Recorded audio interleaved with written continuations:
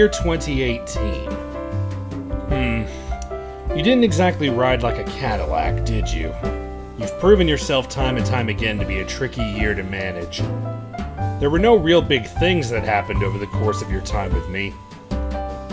Yes, there were some events. Changing from night shift to day shift, which has proven to be tricky.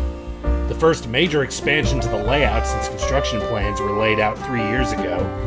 And, of course, I can't fail to mention the fact that I crossed the 1,000 subscriber mark back in the spring, and, as of the time of this upload, that number has kept climbing to just above 1,300. Something that I never thought would have happened to my channel. Not to mention the fact that I was asked to narrate a documentary. Are you kidding me? An actual full production documentary. I never once foresaw me being approached to do something like that. And yet it happened. With all the growth I've had online, I had full intentions of continuing that throughout this year.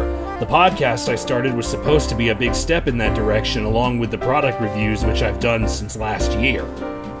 However, with all this success, I found I made the most elementary of errors. I fell in love. I fell in love with a woman who sees more in me with one eye than I've ever seen with both of mine. A woman who's mature yet childish, who puts up with my antics and even sometimes gets in on them as well. Both she and her children have brought a new light into my heart that was empty for a long time, and was something that I truly thought would stay that way.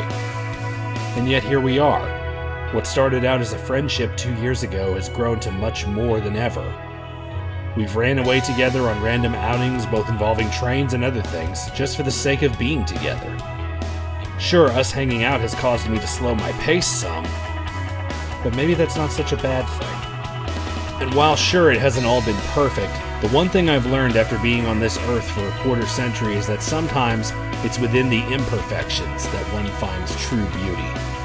I can say for sure that I've found that with Charlene, and I pray every day and night that it stays that way for a very, very long time. Travel this year? Some did happen. I did finally get to see one of my favorite bands of all time, Nightwish, in concert in Atlanta. Happy birthday to me. Some travel plans were on a whim, others fell through completely. Plans have been made off and on, but the practicality of them has always been a hurdle to get over. We'll see what I have to say about that in time to come. You know what, 2018? Compared to some years I've had, I suppose you weren't all that bad. Sure, you weren't perfect, and I didn't get nearly enough accomplished that I wanted to, but maybe that's not so bad after all. But for now, I bid you farewell. Rest easy in your grave, friend. And thanks for all the good times and the bad. Dear 2019, let's get busy. We've got a lot of work to do.